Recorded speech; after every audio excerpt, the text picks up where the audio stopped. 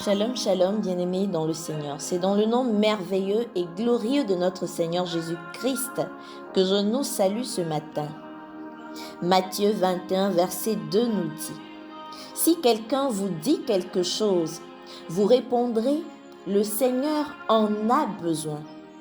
Et à l'instant, il les laissera aller en leur disant: Allez au village qui est devant vous. Dès que vous y serez entrés, vous trouverez un ânon attaché sur lequel aucun homme ne s'est encore assis. Détachez-le et amenez-le. Bien-aimés dans le Seigneur, Jésus demandait à ses disciples d'aller chercher un ânon. Qu'est-ce que cela veut dire? Notons que l'âne, au temps de l'histoire d'Israël jusqu'à l'époque de David, est une monture de prince, un emblème de paix. Les rois et les princes montaient généralement sur eux en temps de paix et ils représentaient une marque de rang et de dignité.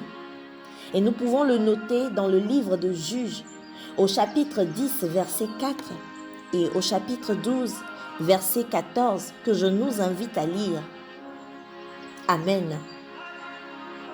Jésus-Christ, bien-aimé dans le Seigneur, bien qu'il soit rejeté par les siens, a tenu à leur révéler son identité de roi, quoiqu'il n'espérait aucune reconnaissance de leur part, puisqu'il savait qu'ils allaient le condamner, lui qui était pourtant le roi, le fils de David, celui-là qui s'est présenté comme tel à son peuple, afin qu'il soit sans excuse quant à sa culpabilité de l'avoir rejeté.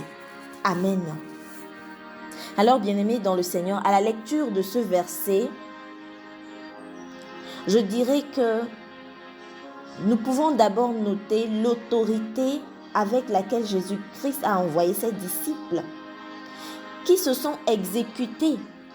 Ainsi, je dirais simplement que lorsqu'il dit quelque chose, cela s'accomplit toujours. Et le psalmiste nous l'a encore dit au chapitre 33, verset 9. Je cite: « Il dit et la chose arrive, il ordonne et elle existe. » Amen.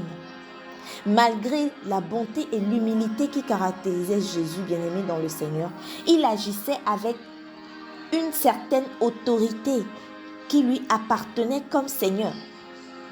Ainsi, sur son ordre, les disciples amenèrent l'ânesse et l'ânon sans que personne fasse d'opposition. Amen.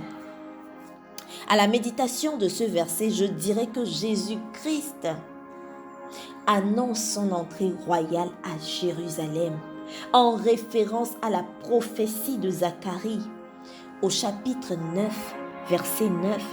Où il est écrit: « Exulte de toutes tes forces, fille de Sion. Pousse des cris de joie, fille de Jérusalem. Voici ton roi qui vient à toi.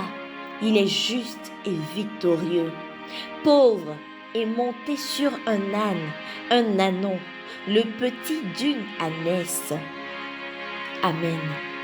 Oui, chers frères et sœurs, le roi de gloire vient vers nous. Et il nous interpelle à demeurer dans l'allégresse, car son heure est proche. Oui, le Maître vient en toute humilité pour nous visiter, pour donner sa vie en sacrifice, pour nous sauver et étendre sa souveraineté, sa paix dans nos vies. Et quand il dit quelque chose, il l'accomplit toujours. Ses promesses ne sont jamais vaines. Bien-aimés dans le Seigneur, sommes-nous disposés à l'accueillir? Serons-nous prêts lorsqu'il viendra pour crier Hosanna? Il viendra pour toi et moi. Ne laisse rien te soustraire à ce temps de faveur, bien-aimés dans le Seigneur. Que le Saint-Esprit nous aide à tenir jusqu'au bout avec le Christ, afin de bénéficier pleinement de l'accomplissement de ces promesses dans nos vies. Alors soyons tous bénis dans ce nom merveilleux et glorieux de notre Seigneur Jésus-Christ. Ici la chantre Viedje de la communauté catholique Christ Parole Vivante Togo. Shalom.